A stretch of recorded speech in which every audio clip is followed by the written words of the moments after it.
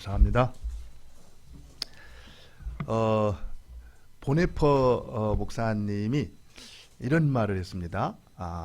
교회는 타인을 위해서 존재할 때만 교회라고 볼 수 있다. 이것은 교회의 존재 목적이 무엇인가를 잘 가르쳐주는 말씀이라고 생각이 들어요. 교회가 이웃을 위해서, 세상을 위해서, 다른 사람을 위해서 존재할 때만 우리는 그것을 교회라고 부를 수 있다. 이렇게 말을 한다는 겁니다. 사실 저는 지난 한 주간을 지내면서 좀 마음이 좀 무거웠습니다. 여러분들 다 아시는 것처럼 지금 우리 사회 가운데 어떤 일들이 벌어지고 있죠? 하여간 이렇게 다툼과 어떤 분열과 또 이렇게 비난과 정죄. 지난 주간에 뭐 이유를 자세하게는 알 수 없지만 연예인이 이렇게 악플에 시달리다가 이제 극단적인 선택을 하고 목숨을 끊은 일이 있었고요. 또 끊임없이 이렇게 진보와 또 이렇게 보수로 나뉘어 가지고 다투고 있는 그런 모습들. 또 그런 가운데 누가 있습니까? 그곳에 그리스도인들이 똑같이 있다라는 그런 것들을 보면서 정말 이런 세상 가운데에서 우리 그리스도인들이 어떤 원칙과 기준을 가지고 살아야 되는지, 이런 세상을 우리는 어떻게 보고 어떻게 행동을 해야 되는지, 이런 부분들을 우리가 한번 이렇게 정확히 고민하고 지나갔으면 좋겠다, 이런 생각이 들었습니다. 그러는 가운데 주님 앞에 나가서 기도를 하다가 십자가에 달리신 예수님을 이렇게 보게 되었습니다. 여러분, 예수님이 왜 십자가에 달리셨나요? 그리고 우리를 위해서 달리시잖아요. 그죠? 근데 우리가 누굽니까? 사실은 우리가 죄인이었잖아요. 의인이 아니었습니다. 우리가 아주 나쁜 사람이었어요. 특별히 예수님을 심지어는 십자가에 못 박았던 사람이었습니다. 어떻게 보면 예수님께는 원수죠. 그죠? 그런데 그런 원수들을 어떻게 했어요? 받아주시고 그런 원수들을 위해서 대신 십자가를 지셨다라는 겁니다. 저는 이 모습을 이렇게 묵상을 하는 가운데 우리가 이 땅을 어떻게 사는 것이 주님이 기뻐하시는가, 이런 부분들을 생각하면서 우리가 날마다 십자가에 달리신 예수님을 묵상하며 살아가는 것이 이 시대의 그리스도인으로서 바로 살아가는 것이다, 그런 생각이 들었습니다. 여러분 잘 생각을 해보세요. 지금 결국에 이렇게 막 다투고 이렇게 싸우고 야단인데 한마디로 말하면은 무슨 얘기 같아요? 정확히죠, 그죠? 나 잘났다는 얘기예요. 나 잘났다는, 나 알아달라는 얘기입니다. 그러니까 상대편에 대한 배려는 조금도 없고 그저 나 잘났다, 나 알아달라는 건데, 우리 주님께서 십자가를 지셨다는 얘기는요, 자기를 다 내려 놓았다라는 거예요. 우리가 매주 성찬을 갖잖아요. 그죠? 저는 성찬에 굉장히 중요한 의미가 있다고 봅니다. 성찬이라는 것은 예수님이 우리를 위해서 자신을 완전히 내어 주셨다라는 사실을 우리가 기억하는 거예요. 그래서 저는 성찬을 일주일마다 한 번씩 하는 게 아니라 매일매일 하는 것이 저는 필요하다고 봐요. 사실 여러분들, 제가 싱가포르에 있을 때 그 수녀님한테 제가 영어 공부를 좀 배운 적이 있는데, 그분은 매일 새벽마다 교회에 가서 성찬을 합니다.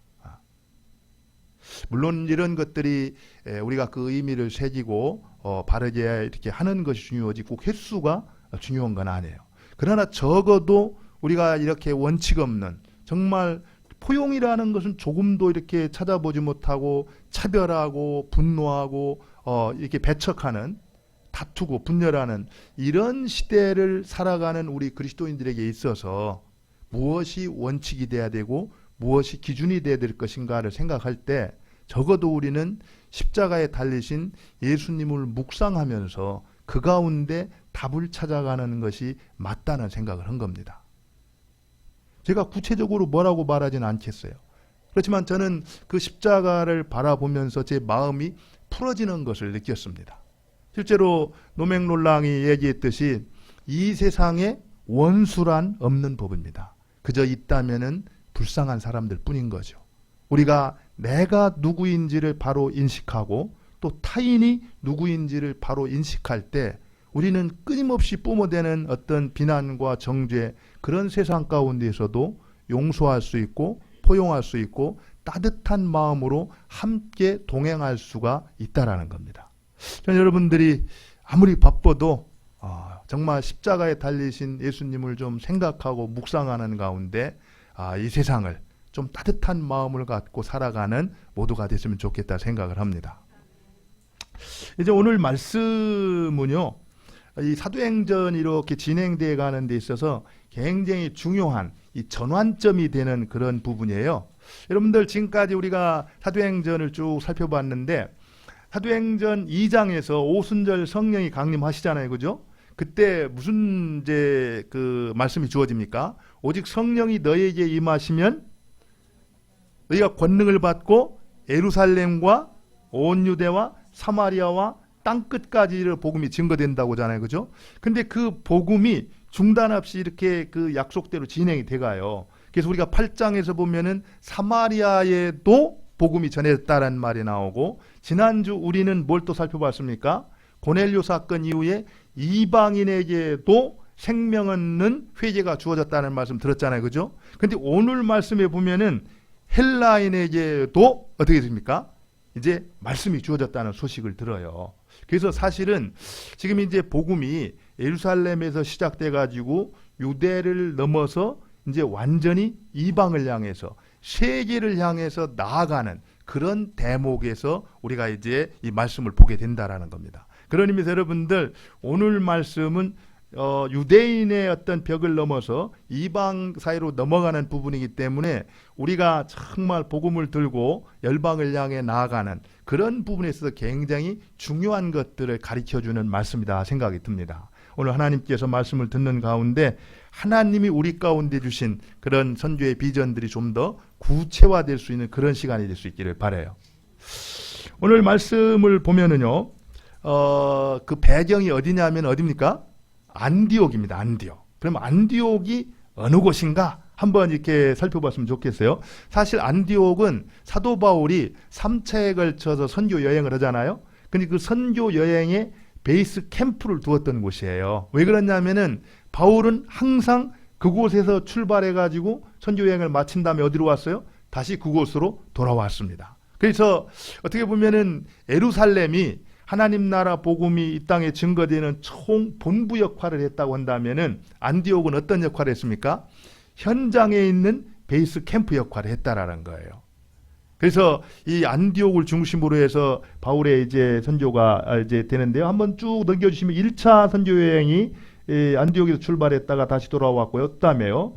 그 다음에 2차 선교 여행도 마찬가지로 안디옥에서 출발했다가 돌아와서 예루살렘 다시 안디옥으로 돌아오게 됩니다. 3차 선교 여행도 역시 안디옥에서 출발해가지고 예루살렘으로 올라가게 되는데 안타깝게도 이제 그곳에서 체포돼가지고 어떻게 됩니까? 로마로 압송이 돼가잖아요. 그래서 어쨌든 이 안디옥이라는 곳은 사도 바울이 선교 여행의 뭐로? 베이스 캠프로 삼았던 곳이었다라는 거야. 그럼 우리가 이런 질문을 할 필요가 있어요. 왜 많은 지역을 놔두고 꼭 안디옥이 베이스 캠프가 됐어야 됐는가? 여러분, 안디옥이라는 이 도시는요, 당시 로마 제국 안에서 세 번째로 큰 도시였어요. 첫 번째가 로마, 두 번째가 알렉산드리아, 세 번째로 큰 도시가 안디옥이었거든요. 안디옥은 지중해에서 이 동방으로 나아가는 관문에 속한 도시였습니다. 그리고 그 안디옥에는 약 한 50만 명이 당시에 이렇게 살았다고 그러는데, 그 황제가 그런 명령을 내렸다 그래요. 이 안디옥에 와서 사는 사람들은 차별 없이 모든 사람에게 동등한 시민권을 부여하겠다. 그래가지고 이 제국 전역에서 사람들이 이렇게 몰려왔는데, 그곳에는 어떤 사람들이 살고 있었냐면은 페르시아 사람, 그 다음에 인도 사람, 그 다음에 아프리카 사람, 심지어는 중국 사람들까지 그곳에 와서 살게 되었다라는 겁니다. 그래서 당시에 안디옥이라는 곳은 아주 국제적인 도시였는데, 국제적인 도시이면서도 어떤 도시였냐면은 다민족이, 그리고 또 다양한 인종들이 함께 모여 살고 있었던 국제 도시였다라는 겁니다. 좀 감이 오지 않으세요? 왜 하나님께서 안디옥을 선교의 베이스 캠프로 잡으셨는지? 사실 저는 이 안디옥을 생각하면서 아브라함을 한번 떠올렸어요. 하나님께서 아브라함 한 사람을 선택을 하시잖아요. 근데 아브라함을 선택한 다음에 그에게 어떤 약속을 줍니까? 모든 민족이 어딘 겁니까? 이게 아니고 5층에 있네요. 5층에 보면은 모든 민족이 너로 인하여서 뭐라고요? 복을 얻을 것이다. 하나님께서는 처음부터 아브라함 한 사람을 선택할 때 어땠어요? 모든 민족을 구원하시고자 하는 그런 계획을 갖고 계셨다라는 겁니다. 그리고 그 계획을 중단 없이 이제 어떻게 한 거예요? 하나씩 하나씩 이루어 오셨다라는 거예요. 그러면서 그게 바로 예루살렘 교회에서부터 시작된 복음이 이제 사마리아와 유대를 넘어서 이방을 향해 나아가는데 그 역할을 감당하기 위해서 가장 적합한 지역이 어디였다라는 거예요? 안디옥이었다라는 거예요. 그래서 바로 그곳에서 바울은 선교의 베이스 캠프를 세우고 바로 사역을 시작했다라는 겁니다. 그런데 오늘 이 내용을 쭉 보면은요, 우리가 이제 말씀을 이제 읽어서 내용은 간단해요. 실제로 안디옥에서 이제 헬라인에게도 뭐라고 있습니까? 복음이 전해졌다라는 거예요. 사실 지금까지는 어떻게 했습니까? 여러분들 이 복음이 전해진 내용들을 보면은 예루살렘에 있었던 교회는 예루살렘 교회는 어떤 교회는 유대인들만의 교회였어요. 그리고 유대인들은 이렇게 흩어져 있는 사람들한테 복음을 전했지만 유대인들에게만 복음을 전했습니다. 그게 이제 19절에 나오잖아요. 19절 한번 볼까요? 그때에 스데반의 일로 일어난 환란으로 말미암아 흩어진 자들이 베니게와 구브로와 안디옥까지 이르러 어떻게 했습니까? 유대인에게만 말씀을 전하는데 그때까지 이렇게 말하는 게 사실인 것이 여러분들 이렇게 말하면은 그러면 그 앞에서 그 복음을 들었던 고넬료는 뭐야? 고넬료는 이방인이잖아요, 그죠? 그리고 그 앞에서 이디오피아 내시는 또 뭐야? 이렇게 얘기할 수 있죠, 그죠? 근데 중요한 것은요, 이디오피아 내시도 그렇고 고넬료도 그렇고 복음을 전해 듣기 이전에 그들은 어떤 사람들이었냐면은 하나님을 경외하는 사람이었어요. 어떤 모습이었는지 그 하나님을 알게 되었고 그 하나님을 경외했던 그런 사람이었는데 그들에게 이제 복음이 전해졌다라는 겁니다. 근데 오늘 본문에 보면은 20절에 보니까 이렇게 되어 있어요. 그 중에 구브로와 구레네 몇 사람이 안디옥에 이르러 헬라인에게도 말하여 예수를 전파하니. 근데 여기서 구브로와 구레네 이 지역은 예루살렘이 아닙니다. 예루살렘에서 멀리 떨어진 이방 지역에 있던 사람이에요. 그러니까 어떤 누구에게인가 복음을 듣고 예수를 믿었던 이방인들 가운데 그들이 누구한테 또 복음을 전했냐면은 헬라인에게 복음을 전했다 이렇게 말하고 있습니다. 그러니까 예전과는 다른 차원의 복음 전파의 단계가 시작됐다라는 거예요. 예전에는 유대인들에 의해서 유대인들에게 복음이 전해졌다면은 지금은 이제 드디어 이방 교회가 이방인들에게 전혀 하나님을 알지 못하는 자들에게 복음 전하는 일이 시작이 되었다라는 겁니다. 놀라운 일이죠. 그래서 우리가 이 고넬료의 사건을 통해서 우리가 알 수 있는 것은 하나님께서 복음은 모든 믿는 자에게 구원을 주시는 하나님의 뭐라고 했습니까? 능력이라고 했잖아요. 그래서 처음부터 복음은 모든 믿는 자, 모든 민족, 이 바로 만민이 복음의 수혜자가 되는 겁니다. 그런데 만민에게 복음이 증거되기 위해서 신학적으로 풀어야 될 문제가 있었는데 그것은 바로 고넬료 사건을 통해서 해결이 됐다라는 거예요. 유대인들은 구원은 유대인들만의 것이다. 율법을 지켜야지 구원을 받을 수 있다. 그런 잘못된 생각을 하고 있었는데 그것이 아니고 바로 믿기만 하면 우리가 어떻게 할 수 있다? 구원을 받을 수 있고 그리고 그 복음은 유대인들만의 것이 아니라 이방인들에게도 적용되는 것이다. 이것은 이제 고넬료 사건을 통해서 해결이 되어져요. 그러면서 신학적인 문제가 해결되었습니다. 근데 지금은 이제 그 복음을 전파하는 데 있어서 교회가 준비됐네, 교회. 교회를 통해서 그 일을 하게 되는데 하나님께서 그 교회를 어떻게 준비하는가 이 부분을 이제 오늘 여기에서 가르쳐주고 있다라는 겁니다. 그런 의미에서 여러분들이 말씀을 들을 때 하나님 나라 복음을 땅끝까지 증거하는 데 있어서 하나님이 사용하셨던 어떤 베이스 캠프와 같던 안디옥 교회 그 모습을 살펴보면서 우리 서울 나눔과 섬김의 교회는 어떻게 준비해서 어떻게 쓰임받을 수 있을지 이런 부분들을 한번 묵상하면서 이렇게 말씀을 들었으면 좋겠습니다. 사실 오늘 여기 우리 그 오용번하고 칭청, 제가 중국말로 이렇게 썼으면 더 잘 불렀을 것 같아요. 예.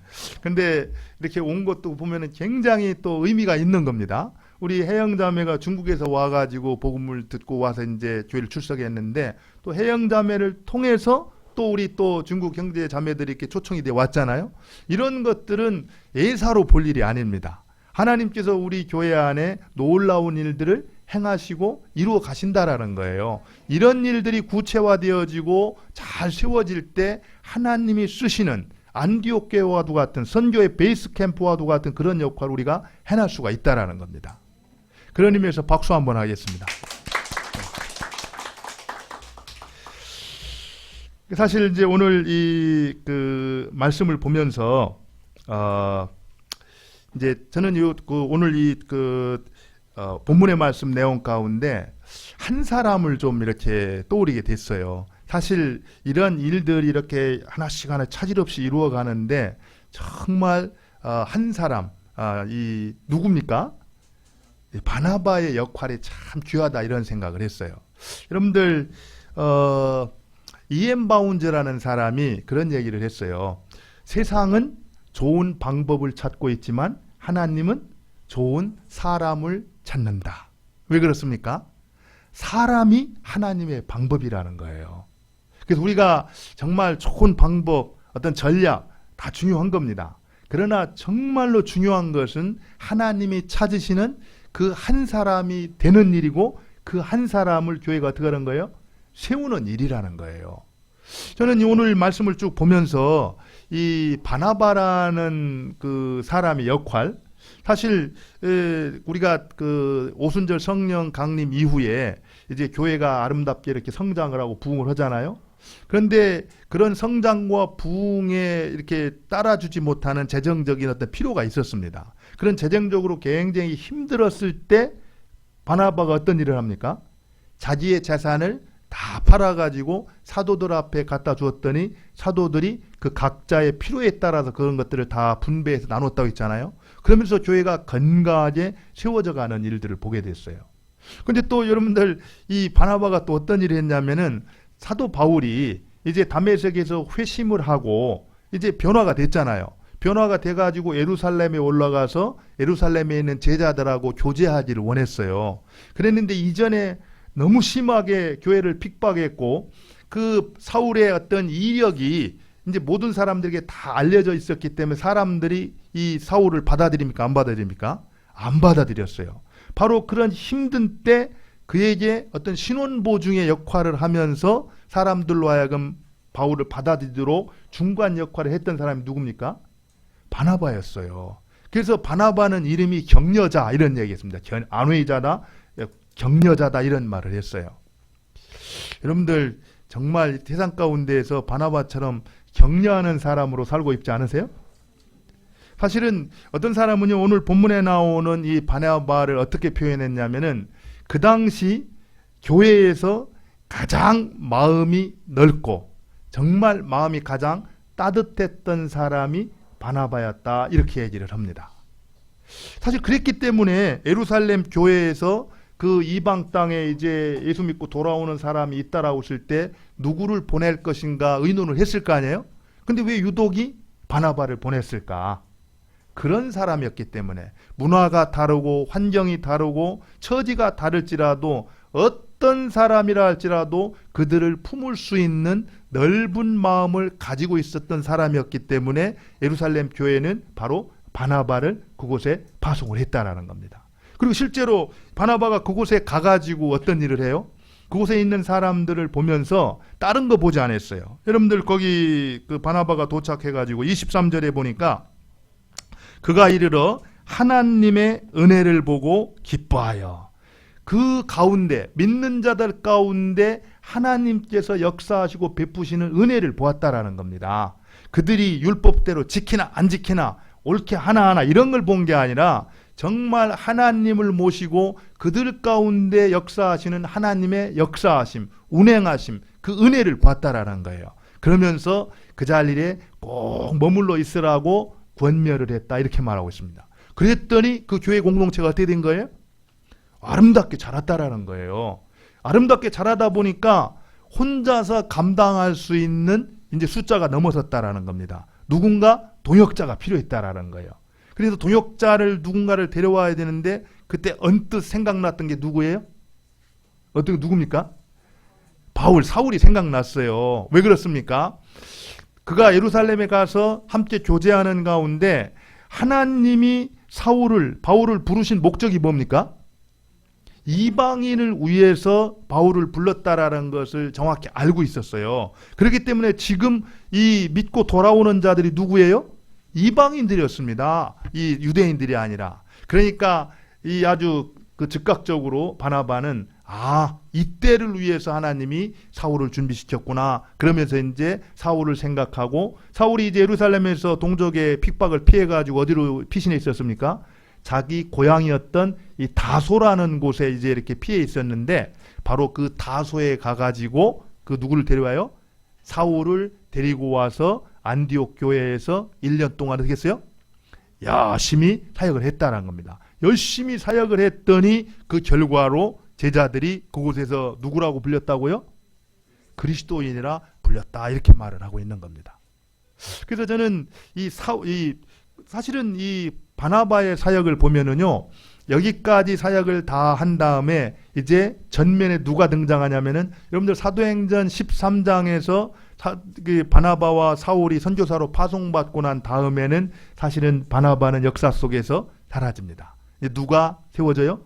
바울이 등장을 해요. 다시 말하면 어떻게 보면은 하나님이 역사하셨지만 사도 바울은 누구의 작품이에요? 바나바의 작품이었어요. 바나바의 섬김과 격려를 통해서 역사의 전면에 하나님 앞에 쓰임받아 있던 사람이었다는 겁니다.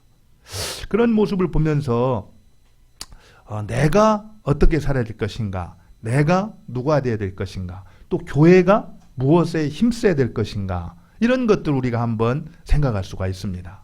사실은 저는 늘 이렇게 예배를 드릴 때 여러분도 그런 마음이 드는지 모르겠어요. 이거 꽉 차야 50명인데 이 50명도 안 차는 이 교회, 그러면서 뭔가 막 허전한 이런 것을 느낄 수 있잖아요. 그죠? 근데 우리가 알아야 될 것은 수가 중요한 게 아니라는 겁니다. 늘 안 모이는 교회들은 그런 얘기를 한다고 그렇게 얘기를 하는데, 근데 우리 안에 그런 마음이 있어야 돼요. 저도 그런 생각을 합니다. 저도 이 공간이 부족해서, 숫자가 부족해서 우리가 큰 일을 못하는 게 아니라는 거예요. 어쩌면 우리가 아직 준비되지 않았기 때문에 그럴 수도 있고요. 또 때가 되지 않았기 때문에 그럴 수도 있는 겁니다. 중요한 것은 우리가 하나님 앞에서 준비해야 될 역할들을 잘 준비하고 하나님의 때가 되었을 때 하나님이 쓰시는 그런 그릇으로 우리가 살아가야 된다라는 겁니다. 저는 이 모습을 이렇게 생각하면서, 사실 제가 교회를 시작하면서 제 마음속에 하나 이렇게 정한 마음이 있어요. 그게 뭐냐면은, 너무 심하게 교인들을 닥달해가지고 교회로 모이도록 하는 일은 하지 말아야 되겠다. 사실은 표현이 좀 이상하긴 하지만 지금까지 우리 교회들이 늘 그렇게 해왔습니다. 그런 결과로 지금 우리 교회, 한국 교회의 어떤 모습이 어떠한가, 이런 것들을 볼 때 교회로 모이는 일도 중요하지만 정말 현장이 중요하다. 우리의 일상 가운데에서 정말 그리스도인으로서 그리스도인답게 살아내는 삶이 중요하기 때문에 도리어 교회는 현장이 회복되고 살아날 수 있도록 지지해주고 도와주는 역할을 해야 되지, 교회로 불러 모아서 교회를 키우는 일이 돼서는 안 되겠다, 이런 마음을 가지고 있었기 때문에 늘 고민을 하기를, 어떻게 하면은 우리의 가정이, 또 우리의 직장이, 또 우리의 사회가 우리들로 인하여서 이렇게 세워져 갈 수 있을까, 그런 부분들을 고민을 했어요. 그러면서 지나치게 이렇게 교회로 모이는 일들은 좀 이렇게 자제를 이제 하고 있었는데, 쭉 그러는 가운데 고민이 또 생긴 겁니다. 우리가 세상 속에서 영향력 있는 어떤 그 역할을 이렇게 감당하려면 어떻게 됩니까? 어떻게 되죠? 훈련을 받아야 하잖아요. 그죠? 준비를 하고 훈련을 받아야 되는데, 훈련하고 준비하기 위해서는 물론 우리가 삶으로, 가정에서도 직장에도 훈련할 수 있어요. 그렇지만 또 모여서 훈련받는 일이 필요하거든요. 그런데 이런 것들을 어떻게 이렇게 균형을 잡아가는가, 그게 저의 어떤 이 고민이었습니다. 근데 요즘에 이렇게 고민을 하다가 이제 어떤 모임을 한번, 사실 여러분들 제가 교회를 개척하면서 준비한 게 꽤 있어요. 그래서 우리 교회를 시작하면은 이런 일들을 통해서 우리가 건강한 신앙으로 균형 있게 좀 이렇게 잘 세워가야 되겠다, 이런 마음으로 준비를 했는데, 그 보따리를 좀 이렇게 풀어놓고 싶어도 시간이 없는 거예요. 시간이. 또 시간을 같이 맞추기가 너무 힘든 거예요. 그래서 이거를 어떻게 어느 때에 할 것인가 늘 고민을 하다가 최근에는 한 가지 결정을 내렸습니다. 그때 기다리다가는 아무것도 못한다. 그렇기 때문에 그렇다고 해서 모든 사람들한테 어떤 모임에 대한 어떤 압박, 이렇게 어떤 강요, 이런 걸 하는 건 아니에요. 그렇지만 적어도 내가 그리스도 안에서 자라가기를 원하는 사람들, 훈련받기를 원하는 사람들은 한 사람이 됐든 두 사람이 됐든 그들을 세워주고 키워주는 것이 하나님이 기뻐하는 뜻이다. 그래가지고 일단 시작을 하자. 그래가지고 이제 피아도 시작을 하고, 그 다음에 이제 가정원칙도 이제 어성경도 시작을 하는 겁니다. 이후로도 이제 하나씩 보따리를 풀어 놓을 거예요. 그럼 여러분들 그런 것들을 접할 때 한 가지 꼭 기억하기 바랍니다. 우리 김 목사가 하라고 해서 한다 이러지 말고, 우리 주님께서, 바울이 권면하잖아요. 너희가 그리스도를 아는 것과 믿는 것에 하나가 되어 그리스도 예수의 장성한 분량이 충만한 데까지 어떻게 하라고요? 자라가라고 말하고 있어요. 우리의 신앙은 끊임없이 자라가야 됩니다. 우리는 자라가지 않으면서 그냥 나는 자라가지는 않지만 열심히 하지는 않아, 이렇게 하는 분들이 있어요. 그러면은 신앙이 멈춰 있는 게 아니고, 그런 사람 어떻게 하냐면은 어떻게 해요? 퇴보하는 겁니다. 퇴보하는 거. 그리고 우리가 그런 생각을 할 수 있어요. 내 마음대로, 또 이렇게 내 마음이 원하는 대로, 하고 싶은 대로 이렇게 하는 것, 이런 것들 우리는 보통 자유롭게 한다 이렇게 생각을 하거든요. 근데 그거는요, 내 마음대로 하는 것은 자유가 아니라 어떤 겁니까? 육신에 따라 사는 거예요. 참된 자유라는 것은 하나님께서 내가 지금 얽어매어 있는 그런 것들로부터 풀어주실 때, 우리를 막 욕심과 어떤 나의 주장과 자기 주장으로 얽매여 있는 것들을 그리스도의 십자가로 말미암아 어떻게 돼요? 거기서부터 풀어질 때 누릴 수 있는 게 뭡니까? 그게 진정한 자유예요. 그렇지 않은데 그냥 내가 하고 싶은 대로 한다, 이런 얘기는요, 그런 것들이 뭐가 됩니까? 끝까지 자기를 주장하는 것이 되는 겁니다. 그러면서 그런 육신에 따라 사는 것이고, 그곳에는 그리스도가 차지할 틈도 없는 것이고, 또 타인이 차지할 영역도 없는 거예요.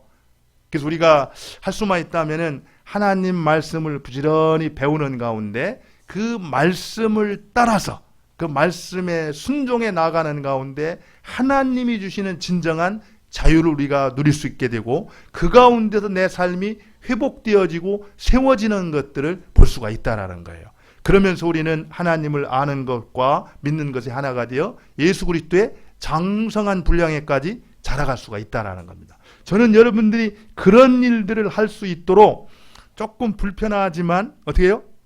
조금 이렇게 쫀다라고 볼 수도 있을 거예요. 그래서 이렇게 좀 권면을 할 때 여러분들도 정말 목사가 필요해서 그러겠지 생각을 하면서 할 수 있는 부분에 이렇게 참석해서 함께 한다라면은 우리의 신앙이 건강하게 세워지고, 오늘 본문에 나와 있는 바나바처럼 정말 하나님 앞에 귀하게 쓰임 받는 그런 일꾼들로 우리가 세워질 수가 있다라는 겁니다. 예. 그다음에 한 가지 제가 살펴보고 싶은 게요. 26절이에요. 안디옥이라는 곳에서 처음으로 기독교인들이 뭐라고 불려졌다고요? 그리스도인이라 불렸다는. 우리 한번 26절을 같이 한번 읽을게요. 같이 읽습니다. 시작.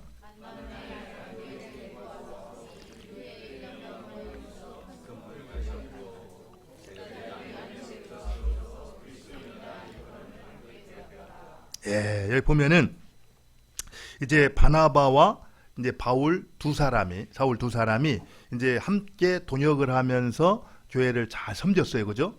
그럼 여기서 제자들이 비로소 안디옥에서 그리스도인이라고 일컬음 받았다 그랬는데, 1년 동안 바나바와 바울이 무슨 일을 했을까를 한번 생각을 해볼 수 있어요. 어쨌든 1년 동안 그들이 사역을 하고 난 다음에 안디옥에서는 그리스도인들이 뭐라고 불렸다고요?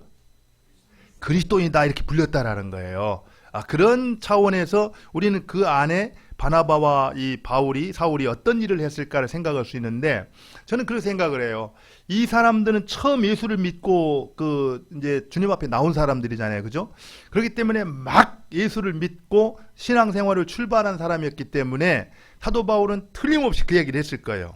내가 옛날에 어떤 사람이었는지, 내가 옛날에 얼마나 율법에 열심히 했던 사람이었는지, 근데 그런 것들이 하나도 내한테 유익한 것이 없었다. 그리고 나는 예수 그리스도를 아는 지식이 너무나 고상하기 때문에 이전에 알던 것들은 다 배설물처럼 여겼다. 그러면서 예수 그리스도 안에서 그리스도인이 된다는 것과 그리스도인으로 살아간다라는 것, 또 그리스도로 살아가는 삶에 있어서 부요함이 어떤 것이고, 또 그 그리스도의 영광을 얻기 위해서 받아야 될 고난이 어떤 것들인가, 이런 것들을 충분히 이렇게 나누었다고 봅니다. 그러니까 아마 그곳에서 훈련을 받고 교육을 받았던 사람들은 생각하는 게 그리스도고, 말하는 게 그리스도고, 또 마음에 품었던 게 그리스도고, 사는 목적이 그리스도고, 또 사는 방식이 그리스도가 되었다라는 겁니다. 그래서 아마 그들이 말할 때 계속 나왔던 화제는 그리스도고, 또 살아가면서 증거했던 분이 그리스도였다라는 거예요. 그래서 안디옥에 살고 있었던 사람들은 그들을 보면서 뭐라고 불렀다는 거예요?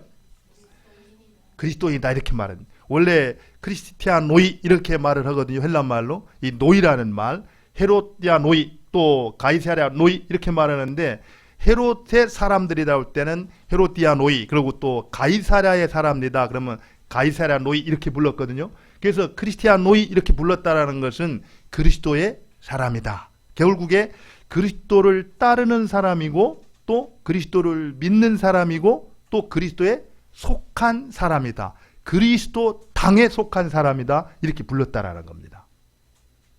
사실 우리가 이런 모습을 보면서 그 당시에 갓 예수님을 믿었지만 그들의 삶이 얼마나 그리스도 중심의 삶을 살았는가를 볼 수가 있었습니다. 그들이 세상과는 완전히 구별된 삶을 살았기 때문에 제자들이 비로소 안디옥에서 그리스도인이다 이렇게 불렸다라는 거예요. 물론 이제 이 부분에 대해서 역사적으로 이렇게 보면은요, 지금까지는 이 기독교가 하나의 유대한 분파에 불과하다고 생각을 했어요. 실제로 유대인들에게만 복음을 전했잖아요. 그죠? 그러다 보니까 유대교 안에 여러 분파가 있었잖아요. 우리가 잘 아는 대로 바리새파가 있었고, 사두개파가 있었고, 에세네파가 있었습니다. 그러니까 지금까지 예수 믿는 사람들을 그 파 중에 하나, 예수파 정도로 이렇게 인식을 했는데, 이제 안디옥이라는 그곳에 가서 그 숫자가 급격하게 늘어나면서, 또 그들만의 고유한 구별된 삶의 양식을 갖고 살아가는 모습을 보면서 어떻게 따라하는 거예요? 그리스도인이다, 이렇게 일컬음을 받았다라는 겁니다.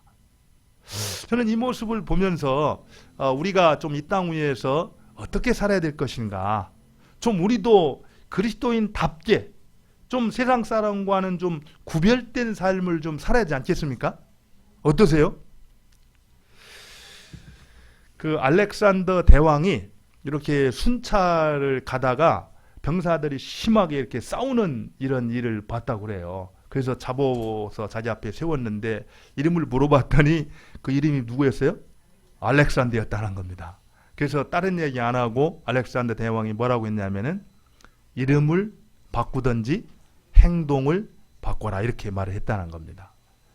제가 여러분들 이름을 바꾸라고까지는 하고 싶진 않은데, 하여간 우리가 정말 그리스도인답게 구별된 삶으로 사는 것이 참 중요합니다. 그러면 우리가 예수님을 이렇게 믿고 그리스도인으로서 구별된 삶을 산다라는 것이 무엇을 말하는 걸까? 이렇게 주일날 와서 예배 드리는 거, 또 안 보던 성경을 보는 거, 또 밥 먹을 때 다른 사람 기도 안 할 때 기도하는 거, 뭐 이런 게 구별된 삶인가요?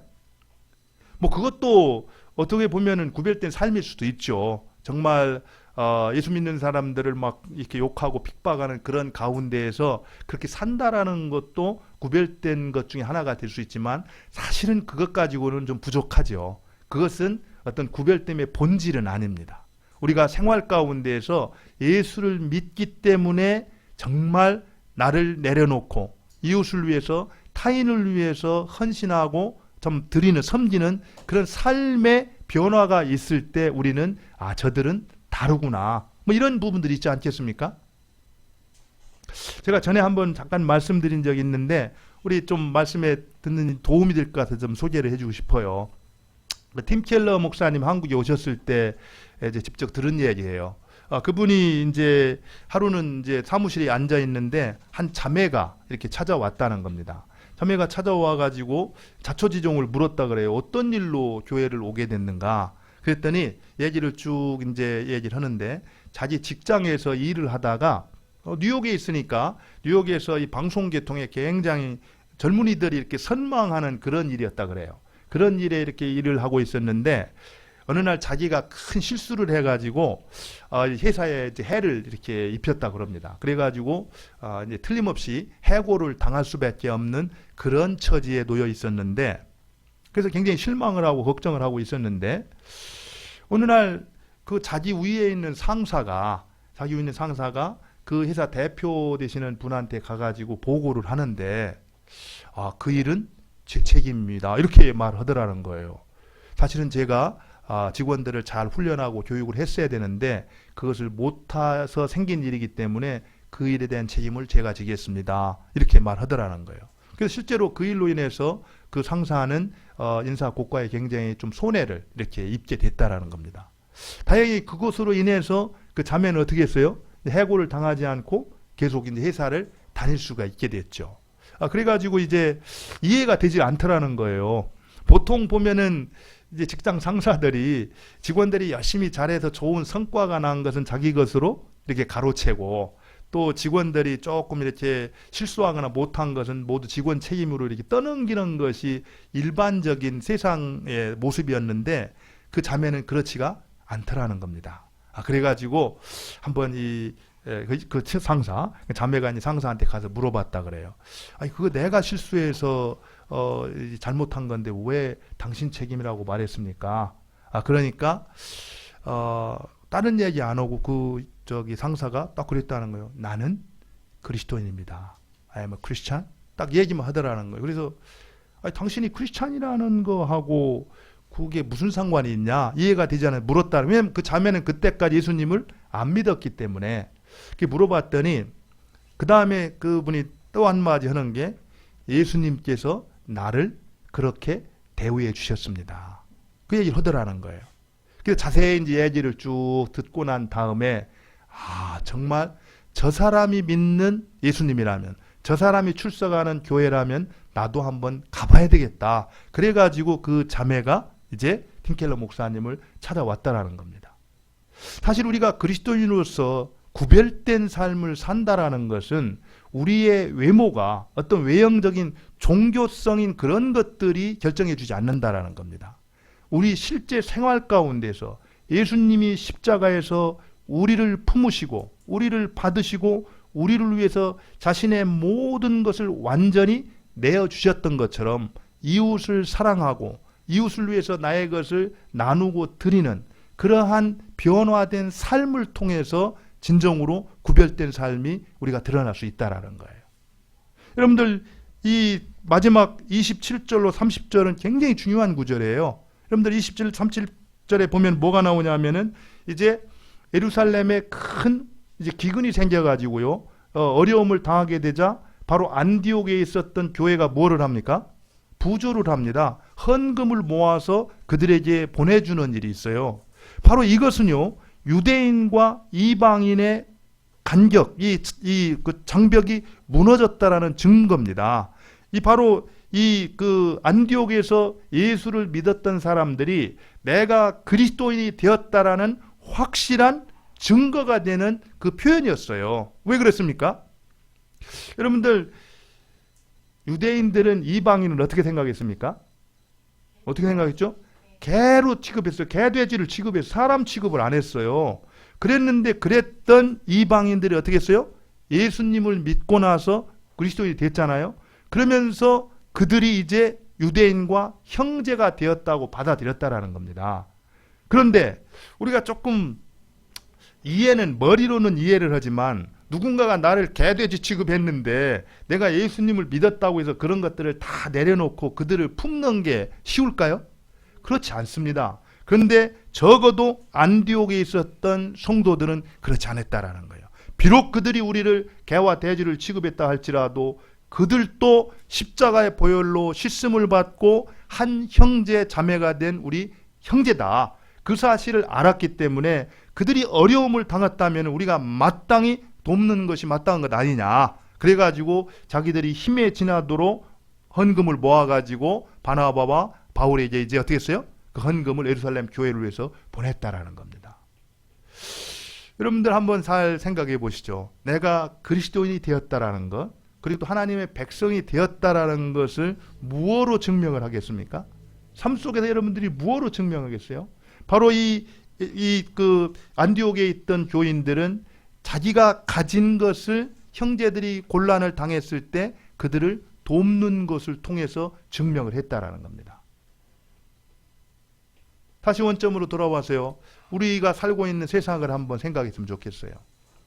정말 조그만 것 하나만 내 마음에 들지 않지만 발끈하면서 분노하고 심한 말을 끊임없이 뿜어대는 어떤 이런 세상 가운데에서 우리가 그리스도인으로서 그들과 다르다라는 것을 증명하며 살 수 있는 일이 무엇일까? 저는 여러분들이 한번 십자가에 달리신 예수님, 그 예수님을 바라보면서 거기에 대한 답을 찾아갈 수 있기를 바랍니다. 그리고 주님께서 하시는 말씀을 따라 순종해서 한날 한날을 살아갈 수 있기를 바랍니다. 그렇다면 그런 모습을 통해서 사람들은 저들은 그리스도인이다. 저들은 우리와 다르다라는 말을 통해서 하나님이 영광을 받으실 것입니다. 그와 같은 은혜가 우리 모두에 있기를 바랍니다. 우리 같이 한번 기도하죠. 하나님 아버지, 정말